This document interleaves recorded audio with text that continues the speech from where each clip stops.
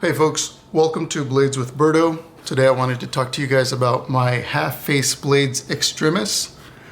I'm just going to give you guys my overview on this knife. I've had it for about 4 years now and I've never really used it. So I think I'm going to go ahead and move on from this knife and maybe look into other new knives to add to the channel. But let's go ahead and talk about this. So the very first thing that I didn't like about getting this knife was the packaging. It came like this in this box, and for a $300 knife I wasn't really impressed with the packaging. Like I said, I bought this 4 years ago, so hopefully they've updated their packaging from this. So yeah, let's go ahead and get into it. So you open it up, you're gonna get your knife, you're gonna get a sticker. This is the Ulti clip that it originally came with. I went ahead and ordered the belt loops just to have. And here you get a warranty, all your warranty information should you need to contact them.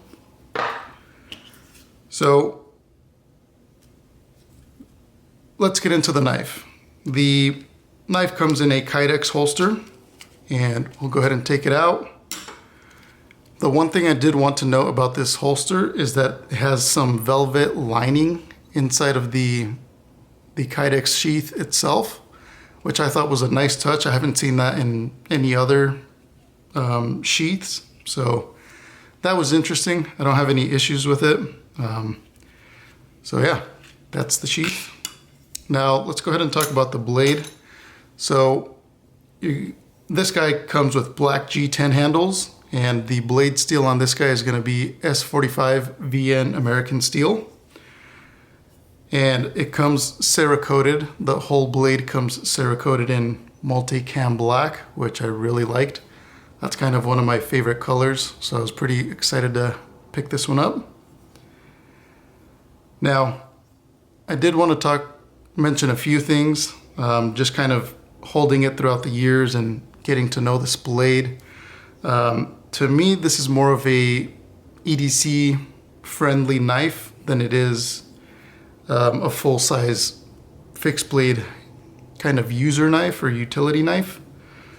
And with that being said, it fits pretty small in my hands. The overall length on this guy is 7.5 inches. And so blade is going to come in at 3.5 inches. And the grips are going to be at 4 inches. And to me, the grips are pretty small. I will say I do like this little edge right here, this like finger groove that extends out. It helps me at least kind of squeeze all my fingers in and get a good grip on the knife. The other thing that I didn't like, but I guess I understand because it's more of like an EDC friendly knife, is the jimping on the spine itself. I'm not really too crazy about it. It's pretty subtle jimping. So anytime I rub my thumb across it, there's really not much traction against my finger. It just kind of slides over the jimping. So not the biggest fan of that. I will say it is pretty good when you get a lower purchase on the blade. My 4 fingers can get a good grip, and then I can put my thumb right on the jimping. The other way I like to hold this knife is just kind of with a higher purchase. What I wish they had done with this knife was put jimping past this thumb ramp where the jimping stops. I kind of wish it could have gone further. And the reason I say that is when I make a higher purchase on the knife, it's just the soft spine of the blade. And it's comfortable, but I wish I just had that jimping to kind of get that extra traction behind the blade. And the other thing I wanted to mention, which I'm really not happy about, and I'm not too sure what causes this. I would assume it's the tension in the Kydex. But throughout the years of me just taking this in and out, again, I've carried it a few times, but I never really cut anything with it. I've noticed that there's kind of like some wear spots on the coating or on the blade, and they're just on the same area on both sides. So I would assume the tension on the Kydex is just kind of too strong. I might need to loosen it. But anyways, I'll put pictures up so you guys can see, but the coating is slowly starting to rub off on both sides, and I'm pretty bummed about that. It's pretty disappointing, especially for what I paid for. I just wish kind of the cerakoting would maybe withstand a little bit more durability, or have more durability. But other than that, if you're looking for a good EDC knife, and if you're looking for a good EDC blade and you're comfortable carrying fixed blades, this might be a pretty good candidate.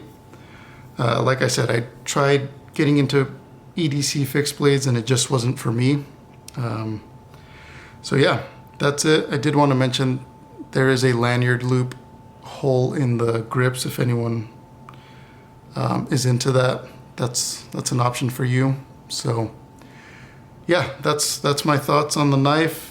Great company. The company is out of California, so they also started making folding knives maybe 2-3 years ago, maybe a little bit longer than that. So I might let this knife go, and I might try to pick up one of their folding knives and check them out. So that sums it up for this video, guys. Thank you very much for watching, and I'll catch you guys in the next video. Take care.